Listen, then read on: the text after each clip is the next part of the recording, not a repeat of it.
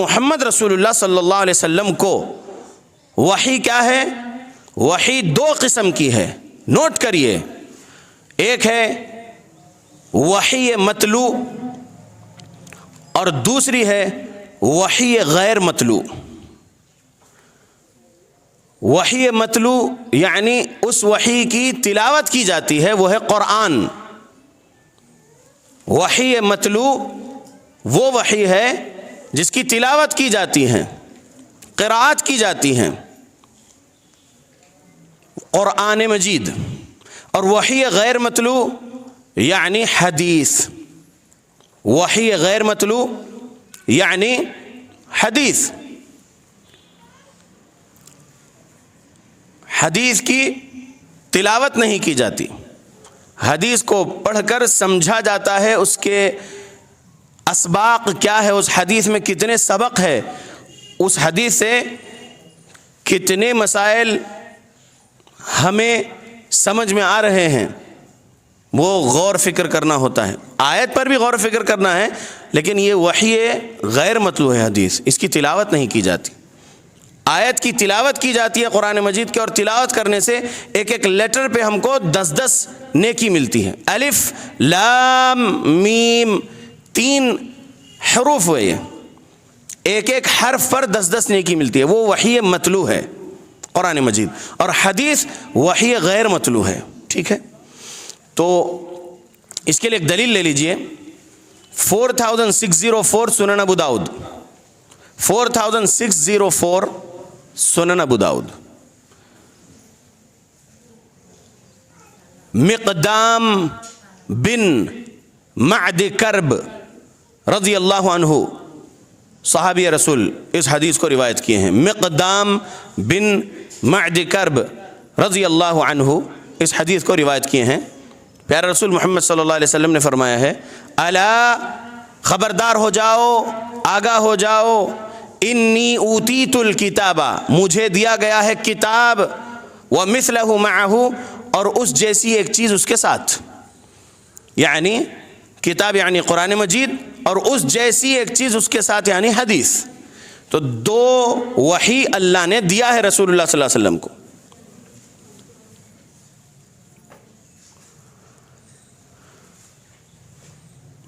حدیث میں حدیث قدسی کے بارے میں بھی مختصر میں سمجھ لیں۔ حدیث قدسی، حدیث قدسی کا ڈیفینیشن ایک لائن میں لکھ لیں، سمجھ لیں۔ حدیث قدسی کا مطلب ہے الفاظ محمد صلی اللہ علیہ وسلم کے ہوتے ہیں، معنی اللہ رب العالمین کے طرف سے ہوتا ہے، یہ حدیث قدسی۔ قرآن اللہ نے بولا ہے، حدیث قدسی بھی اللہ رب العالمین نے بولا ہے۔ قرآن میں اللہ کے نبی کے الفاظ نہیں ہیں، حدیث قدسی میں الفاظ نبوی ہے، معنی اللہ کی طرف سے۔ یہ سمجھ لیجیے اچھے سے۔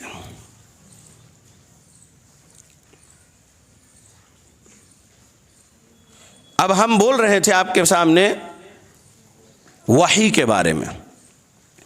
وحی سمجھ میں اگر آ گیا ہے آپ کو، تو اب ہم آگے بڑھتے ہیں کہ امام بخاری کی فہم، امام بخاری کی سمجھ، صحیح بخاری سے جو ہم کو سمجھ میں آ رہی ہے۔ پہلے نمبر پہ کتاب بدء الوحی، وحی کا بیان۔ نبی صلی اللہ علیہ وسلم کو خود معلوم ہو رہا ہے کہ آپ نبی اور رسول بنائے گئے ہیں اللہ کے، وہ اللہ جو 7 آسمانوں کے اوپر اس کے عرش پر مستوی ہے، وحی کے ذریعے سے معلوم ہوا۔ تو امام بخاری نے اپنی صحیح بخاری میں پہلے نمبر پہ وحی کا بیان لکھے ہیں، کتاب بدء الوحی۔ دوسرے نمبر پہ علم حاصل کرنا ہے، دوسرے نمبر پہ نہیں، ایمان لانا ہے، دوسرے نمبر پہ ایمان۔ میں دیکھنا چاہتا تھا کہ میں جو پہلے بولا ہوں مجھے کریکٹ کریں گے یا نہیں، جب بولا گیا کہ علم حاصل کرنا تو پھر میں نے کہا نہیں، دوسرے نمبر پہ کیا لانا ہے؟ ایمان لانا ہے. آمن الرسول، خود ایمان لائے رسول، بما انزل الیہ من ربہ، ایمان لائے خود رسول اس چیز پر جو نازل ہوا ان کے اوپر رب کے طرف سے. پہلے کون ایمان لائے؟ محمد رسول اللہ صلی اللہ علیہ وسلم ایمان لائے. محمد رسول اللہ صلی اللہ علیہ وسلم خود ایمان لائے. اب یہاں پر جو دوسرے گمراہ فرقے والے ہوں گے وہ گمراہی کی باتیں بولتے رہیں گے. کیسی بات کر رہے ہیں؟ دیکھو نبی ایمان لائے بول رہے ہیں. بیچاروں کو نہیں معلوم. محمد رسول اللہ صلی اللہ علیہ وسلم کو خود نہیں معلوم تھا کہ آپ نبی اور رسول بنائے جانے والے ہیں یا آپ نبی اور رسول ہیں اللہ کے. اللہ رب العالمین آپ پر وحی نازل کر کے آپ کو خبر دیا تو معلوم ہوا. تو اب نبی ایمان لائے اور اللہ اس بات کا ذکر کر دیا سورہ بقرہ کی آخری 2 آیتوں میں. اور ہم ہر رات کو سونے سے پہلے یہ 2 آیتیں پڑھ کر سوتے ہیں. ہر مسلمان کو یہ 2 آیتیں پڑھ کر سونا چاہیے. سونے سے پہلے لازم یہ 2 آیتیں پڑھ لیں گے تو پھر آپ کے لیے یہ 2 آیتیں کافی ہو جائے گی، یعنی آپ اللہ کی حفاظت میں رہیں گے. آمن الرسول، ایمان لائے خود رسول. اللہ بول رہے نا قرآن میں، تو اللہ کے آیت پر ایمان رکھنا ہے نا. آمن الرسول بما انزل الیہ من ربہ، جو نازل ہوا ان کے اوپر ان کے رب کے طرف سے. والمؤمنون، اور پھر ایمان والے بھی ایمان لائے. کون؟ صحابہ. نبی کے ساتھ کون تھے؟ نبی صلی اللہ علیہ وسلم کی صحبت میں رہنے والے صحابہ اہل بیت، وہ ایمان لائے. ٹھیک ہے، تو آیت کا ترجمہ اور تفسیر سے میں ابھی رک رہا ہوں. مجھے اصول ثلاثہ پڑھانا ہے تو میں بہت زیادہ شرح نہیں کروں گا. یہ آنے والا ہے آگے، یہ جو آیت میں ہے کن چیزوں پر ایمان لائے کیا ہے وہ سب آگے آنے والی ہے باتیں. ٹھیک ہے، تو اب یہ سمجھیے کہ دوسرے نمبر پہ ایمان، کتاب الایمان لکھے امام بخاری رحمۃ اللہ علیہ. ایمان، ایمان کے بعد نماز ہے نا. پہلا کلمہ ہے، دوسرے نماز ہے نا. تو یہاں پر امام بخاری رحمۃ اللہ علیہ کتاب الصلاۃ نہیں لکھے تیسرے نمبر پہ، کتاب العلم لکھے. کیا لکھے؟ کتاب العلم. اب یہ باب سمجھیے، اب یہ باب سمجھیے، یہ چیپٹر کا جو نام ہے یہ سمجھیے. باب العلم قبل القول والعمل. علم کا مقام بولنے اور عمل کرنے سے پہلے ہے. علم کا حاصل کرنا بولنے اور عمل کرنے سے پہلے ہے. کئی ایسے لوگ ہیں بغیر علم کے بولتے ہیں، تو وہ ادھر ادھر کی گمراہ باتوں کو سیکھتے ہیں، صوفیوں کے کلام کو سیکھتے ہیں اور لوگوں کو سکھاتے پھرتے ہیں. گمراہ فرقوں کی گمراہ باتوں کو سیکھتے ہیں اور وہ سکھاتے پھرتے ہیں. صحیح علم نہیں سیکھتے اللہ کے بارے میں، صحیح علم نہیں سیکھتے رسول اللہ کے بارے میں، صحیح علم نہیں سیکھتے دین اسلام کے بارے میں. خرافاتی عقیدے، خرافاتی اعمال جو کچھ سن لیے ہوتے ہیں خرافاتی مولویوں سے، گمراہ کرنے والے صوفیوں سے، وہ سکھاتے پھرتے ہیں. علم کے بغیر سکھاتے ہیں. علم کیا ہے؟ اللہ نے نازل کیا قرآن اور حدیث. اتبعوا ما انزل الیکم، تم پیروی کرو اس چیز کی جو نازل کیا گیا تمہارے طرف. سمجھ میں آ رہا؟ تو نازل کیا ہوا جو علم ہے وہ قرآن اور حدیث ہے. نازل کیا ہوا علم قرآن اور حدیث ہے.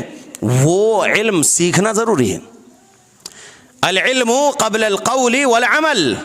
علم کا مقام کب ہے؟ پہلے نمبر پہ. کچھ بھی بولنے سے اور کچھ بھی عمل کرنے سے پہلے علم حاصل کرو. بہت سارے لوگ عمل کر رہے، نماز پڑھ رہے لیکن سیکھے نہیں نماز کو. نماز رسول اللہ صلی اللہ علیہ وسلم کے سامنے جبرائیل پڑھ کے دکھائے، نبی صلی اللہ علیہ وسلم پڑھ کے اپنے صحابہ کو سکھائے، پھر صحابہ تابعین کو سکھائے. وہ حدیثیں موجود ہیں صحیح بخاری میں، صحیح مسلم میں، ترمذی میں، نسائی میں، ابن ماجہ میں، ابو داؤد میں، مصنف ابن ابی شیبہ میں، موطا امام مالک میں، مسند احمد میں، مسند شافعی میں، سنن دارمی میں، سنن دار قطنی میں، اور بھی بہت ساری احادیث کی کتابیں ہیں. تو اللہ کے بندو، ہم کو نماز سے پہلے نماز کے بارے میں جاننا ہوگا، سیکھنا ہوگا۔ تو تیسرے نمبر پہ امام بخاری کی سمجھ دیکھیے، کتاب العلم لکھے ہیں۔ پھر چوتھے نمبر پہ کتاب الطہارہ لکھے ہیں۔ چوتھے نمبر پہ کتاب الطہارہ، ابھی نماز نہیں لکھے، چوتھے نمبر پہ طہارہ یعنی حیض کے مسائل لکھے ہیں کہ کیا کیا ان مسائل میں بتائے ہیں پیارے رسول محمد صلی اللہ علیہ وسلم۔ غسل کے مسائل ہیں، غسل کیسے کرنا وہ سکھایا گیا، وضو کے مسائل، وضو سکھایا گیا ہے، طہارت لینا سکھایا گیا ہے، پاک ہونا سکھایا گیا، کیونکہ الطہور شطر الایمان، پاکی آدھا ایمان ہے، تو پاکی حاصل کرنا ہے نماز سے پہلے۔ تو چوتھے نمبر پہ کتاب الطہارہ ہے، اس کے بعد پانچویں نمبر پہ آپ دیکھیں گے کتاب الصلاۃ ہے۔ اللہ اکبر۔ تو پہلے وحی، دوسرے نمبر پہ ایمان لانا ہے، تیسرے نمبر پہ اعمال صالحہ کرنے سے پہلے علم سیکھنا ہے، کیونکہ عمل اگر علم کے بغیر کریں گے تو وہ عمل گمراہی والا عمل ہوگا، ثواب سمجھ کے کریں گے لیکن وہ نبی کے مطابق والا عمل نہیں ہوگا تو گناہ ملے گا۔ تو عمل کرنے سے پہلے بھی علم حاصل کرنا ضروری ہے۔ تو تیسرے نمبر پہ علم، چوتھے نمبر پہ کتاب الطہارہ، پانچویں نمبر پہ کتاب الصلاۃ ہے۔ پھر آگے اور بھی روزے کا بیان اور روزے کے بارے میں، اور پھر حج عمرہ کے بارے میں، اور پھر بہت سارے اور عبادتوں کے بارے میں۔ سبحان اللہ۔ تو یاد رکھیے امام بخاری رحمۃ اللہ علیہ کے اس قول کو، اس باب کو یہاں پر اصول ثلاثہ نام کی کتاب میں امام محمد بن عبد الوہاب رحمۃ اللہ علیہ نے نقل کیے۔ سمجھ میں آ گیا العلم قبل القول والعمل؟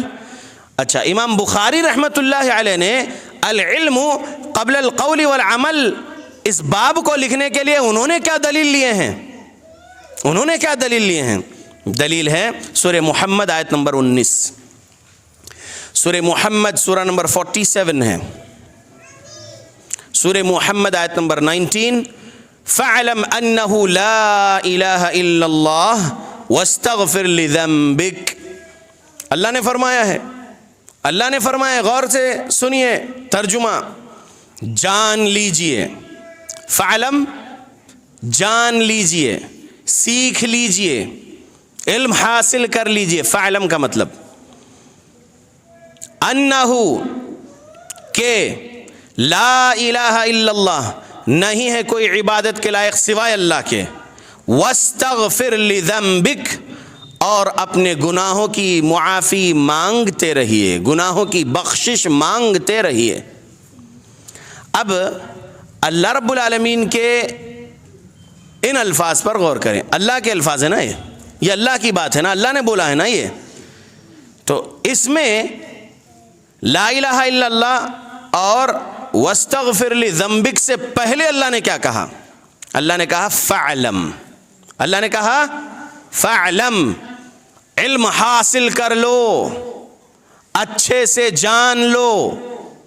تو اللہ نے علم سے شروعات کی ہے نا آیت کی، اس آیت کی شروعات کس لفظ سے کی اللہ نے؟ علم سے نا، فعلم جان لو۔ تو امام بخاری نے العلم قبل القول والعمل جو باب باندھے ہیں صحیح بخاری کتاب العلم میں، تو اس باب باندھنے کے لیے جو دلیل لیے ہیں وہ دلیل اللہ کی بات۔ دلیل کس کی بات؟ اللہ کی بات۔ فعلم جان لو، اللہ پہلے علم کا لفظ استعمال کر رہے، فعلم سیکھ لو، جان لو، اچھے سے علم حاصل کر لو۔ کس بارے میں علم حاصل کر لو؟ اللہ آگے بول رہے ہیں فعلم سیکھ لو، علم حاصل کر لو، انہو کہ لا الہ الا اللہ، نہیں ہے کوئی عبادت کے لائق سوائے اللہ کے۔ کیا سیکھو بول رہے اللہ؟ لا الہ الا اللہ سیکھو بول رہے۔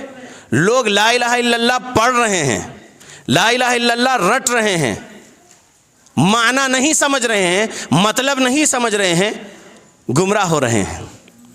معنی اور مطلب نہیں سمجھ رہے ہیں لا الہ الا اللہ کا، تو اس لیے گمراہ ہو رہے ہیں، شرک کر رہے ہیں، بدعت خرافات کر رہے ہیں۔ اللہ کیا بول رہے ہیں؟ فعلم جان لو، سیکھ لو۔ کیا سیکھ لو؟ لا الہ الا اللہ سیکھ لو۔ کیا سیکھ لو؟ لا الہ الا اللہ سیکھ لو۔ سیکھ لیے لا الہ الا اللہ؟ دہرائیے سب لوگ ایک مرتبہ، لا الہ الا اللہ سیکھ لیے؟ نہیں سیکھے، یہ صرف آپ پڑھ رہے ہیں، آپ رٹتے ہیں لا الہ الا اللہ۔ سیکھنا ہے لا الہ الا اللہ، وہ آج سیکھیں گے انشاءاللہ۔ آگے کیا کہا اللہ نے؟ وَاسْتَغْفِرْ لِذَنْبِكَ، اور اپنے گناہوں کی بخشش طلب کریے، اپنے گناہوں کی بخشش طلب کریے۔ یہ بھی سیکھنا ہے ہم کو، اللہ سے اپنے گناہوں کی بخشش کیسے کروانا ہے یہ بھی سیکھنا ہے ہم کو۔ سمجھ میں آ رہا؟ جی، کیونکہ وہ عمل ہے نا ایک، اللہ سے اپنی بخشش کروانا، استغفر اللہ کہنا، تو یہ بھی سیکھنا ہے۔ تو بخشش کے بھی کئی کلمات ہیں رسول اللہ نے سکھائے ہیں، اپنے گناہوں کی بخشش کروانا اللہ سے، اس کے بھی کئی کلمات، کئی دعائیں رسول اللہ نے سکھائے، تو وہ بھی سیکھیں گے انشاءاللہ۔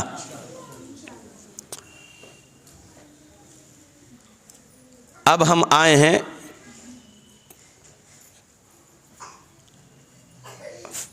یہاں پر چوتھے پیج پر، 40 میں سے چوتھے پیج پر ہم آئے ہیں ابھی۔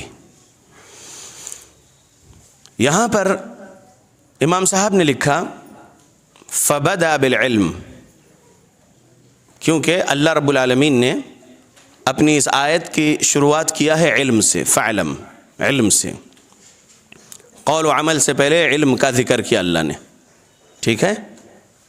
قول کیا ہے؟ لا الہ الا اللہ بولنا قول ہے، واستغفر لذنبک، اور اپنے گناہوں کی بخشش مانگنا یہ عمل ہے۔ تو قول و عمل سے پہلے علم حاصل کرو، اللہ نے کہا فبدأ بالعلم، یہ امام صاحب نے لکھے کہ اللہ نے علم سے شروعات کیا ہے۔ جی، اب آگے دیکھتے ہیں کہ امام صاحب کیا کہتے ہیں۔ امام صاحب کی ایک عادت ہے، لکھتے ہوئے دعا بھی دیتے ہیں، کہتے ہیں اعلم، جان لیجئے، رحمک اللہ، اللہ آپ لوگوں پر رحم کرے، انہ یجب علی کل مسلم و مسلمۃ، کہ یہ بات واجب ہے، انہ یجب علی کل مسلم و مسلمۃ، مسلم مرد مسلمہ عورت پر یہ واجب ہے، تعلم هذه المسائل الثلاث والعمل بهن، یہ 3 مسائل کا سیکھنا واجب ہے ہر مسلم مرد اور ہر مسلمہ عورت پر، یہ واجب ہے 3 مسائل کا سیکھنا اور اس کے مطابق عمل کرنا۔ پھر ایک بار، اعلم، جان لیجئے، رحمک اللہ، اللہ آپ لوگوں پر رحم کرے، انہ یجب علی کل مسلم و مسلمۃ، کہ یہ واجب ہے ہر مسلم مرد پر، ہر مسلمہ عورت پر، تعلم هذه المسائل الثلاث، کہ وہ یہ علم حاصل کر لے 3 مسئلوں کا، والعمل بہن، اور ان کے مطابق عمل کرے۔ کیا ہے وہ 3 مسائل؟ الاولی، پہلا مسئلہ، 4 مسائل سیکھ لیے والعصر سے، اب یہ 3 مسائل کا سیکھنا واجب ہے ہم پر، یہ 3 مسائل۔ الاولی، ان اللہ خلقنا ورزقنا، کہ اللہ نے ہمیں پیدا کیا اور ہمیں رزق دیتا ہے، کھلاتا ہے، ولم یترکنا حملا، اور اس نے ہمیں نہیں چھوڑا ہے بے سہارا، ایسے ہی فضول کاموں کے لیے نہیں چھوڑا ہے، اس نے بے سہارا نہیں چھوڑا ہے، بیکار نہیں چھوڑا ہے، بل ارسل الینا رسولا، بلکہ اس نے ہمارے طرف بھیجا ہے اس کے پیغمبر، اس کے رسول، فمن اطاعہ دخل الجنہ، جو کوئی بھی اطاعت کرے گا ان رسولوں کی، ہمارے رسول کون؟ محمد رسول اللہ صلی اللہ علیہ وسلم، ہمارے نبی، ہمارے رسول، ہم ان کے امتی، محمد رسول اللہ صلی اللہ علیہ وسلم کے بعد کوئی نبی اور رسول آنے والے نہیں ہیں۔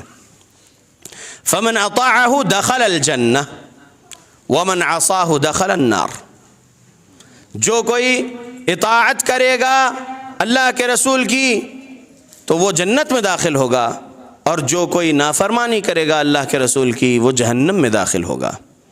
یہ پہلا مسئلہ امام صاحب نے لکھے ہیں، اور امام صاحب پہلا مسئلہ بیان کرنے کے بعد ان کی عادت کے مطابق دلیل پیش کرتے ہیں، اور ہم کو بھی اپنی عادت بنانا چاہیے، کچھ بھی ہم لوگوں کو سکھائیں، سمجھائیں اللہ کے بارے میں، رسول اللہ کے بارے میں، دین اسلام کے بارے میں، تو ہم دلیلوں کے ساتھ سکھانا سمجھانا، امام صاحب دلیل نقل کرتے ہیں، والدلیل قولہ تعالی، دلیل اللہ تعالیٰ کے اس قول کے مطابق ہے جس میں اللہ نے کہا انا ارسلنا الیکم رسولا،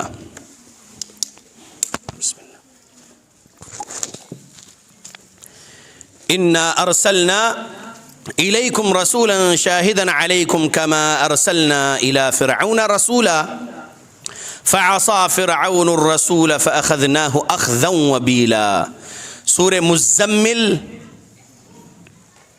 آیت نمبر 15 اور 16۔ سورہ مزمل کیا سورہ نمبر ہے؟ آیت نمبر 15-16 بولا ہوں، سورہ نمبر یاد ہے کسی کو سورہ مزمل کا؟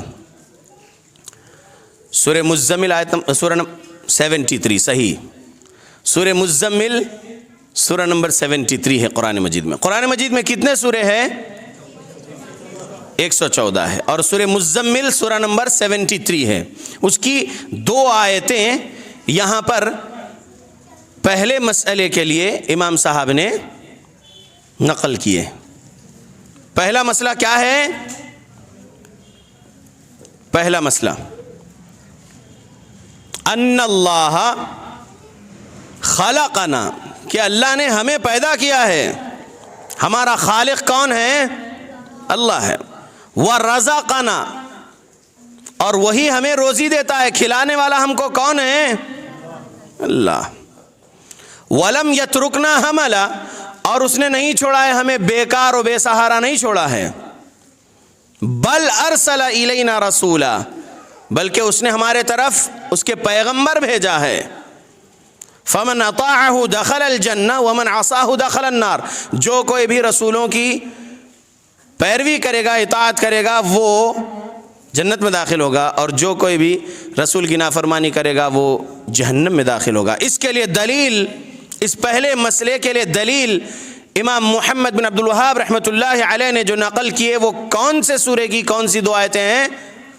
سورہ مزمل آیت نمبر 15 اور 16۔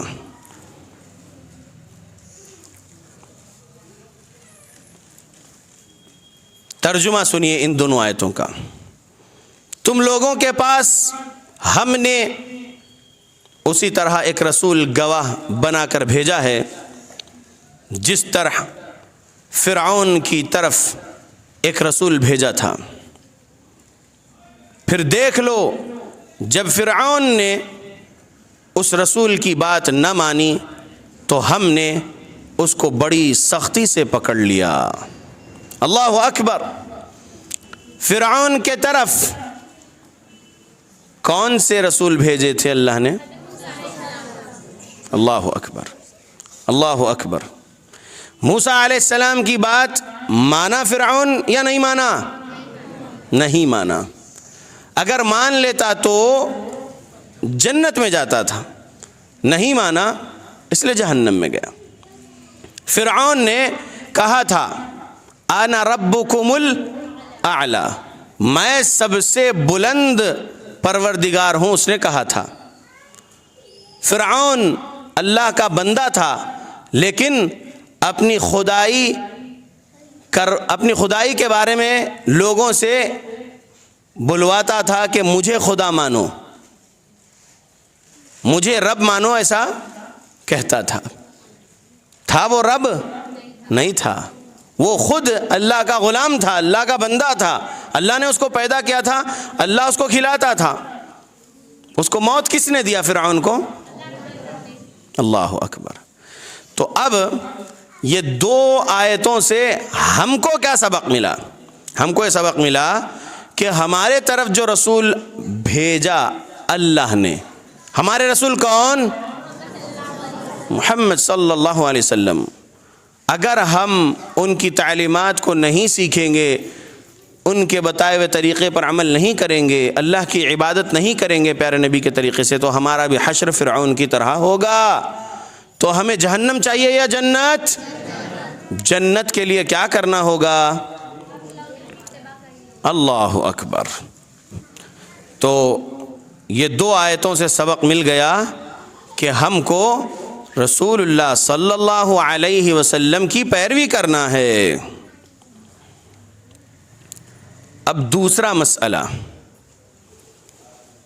الثانیہ ان اللہ لا یرضى ان یشرک معه احد فی عبادته لا ملک مقرب ولا نبی مرسل۔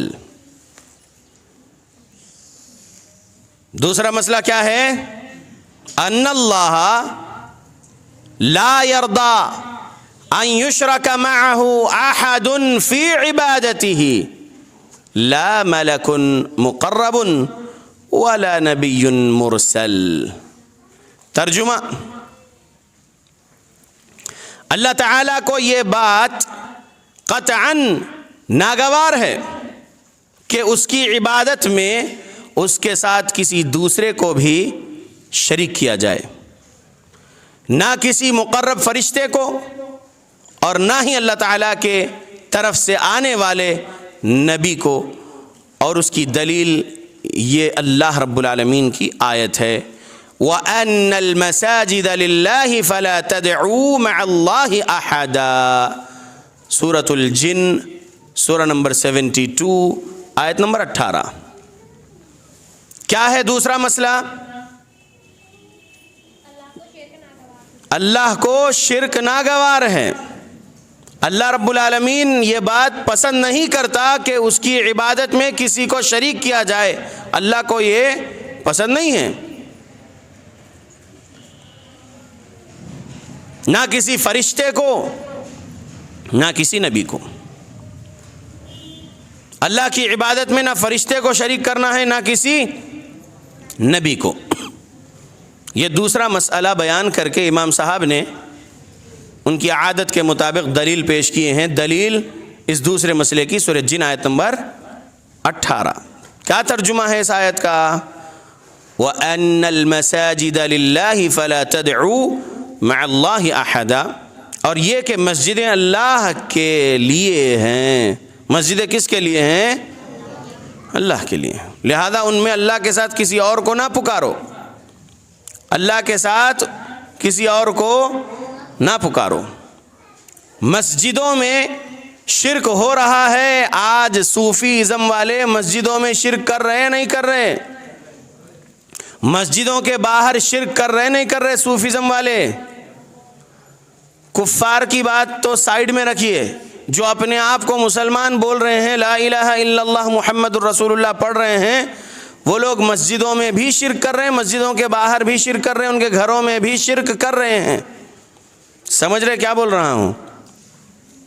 اللہ نے کیا کہا؟ اللہ نے کہا مسجدیں اللہ کے لیے ہیں اور ان میں اللہ کے ساتھ کسی اور کو شریک نہ کرو، اللہ کے علاوہ کسی اور کو نہ پکارو۔ اب مسجد میں کیسا شرک ہو رہا ہے ایک مثال دوں۔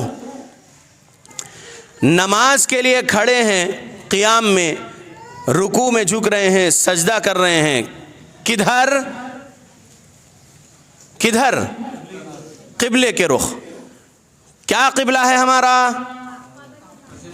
مسجد الحرام نہیں، مسجد الحرام میں کعبۃ اللہ، بیت اللہ، اللہ کا گھر کعبہ، وہ ہمارا قبلہ ہے، ٹھیک ہے؟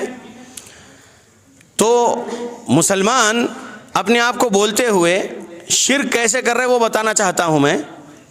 کعبے کے طرف اپنا رخ کیے ہوئے ہیں نماز کے لیے، نماز پڑھنے کے بعد مسجد سے باہر نکلنے سے پہلے رائٹ تھوڑا سا مڑتے ہیں اور بہت ادب کے ساتھ جھکتے ہیں اور بغداد کے طرف اپنا رخ کیے ہوتے ہیں اور شیخ عبد القادر جیلانی رحمۃ اللہ علیہ کے طرف کچھ پڑھتے ہیں، الصلاۃ والسلام علیکہ یا رسول اللہ یا نبی اللہ یا نور من نور اللہ وغیرہ بھی پڑھتے ہیں۔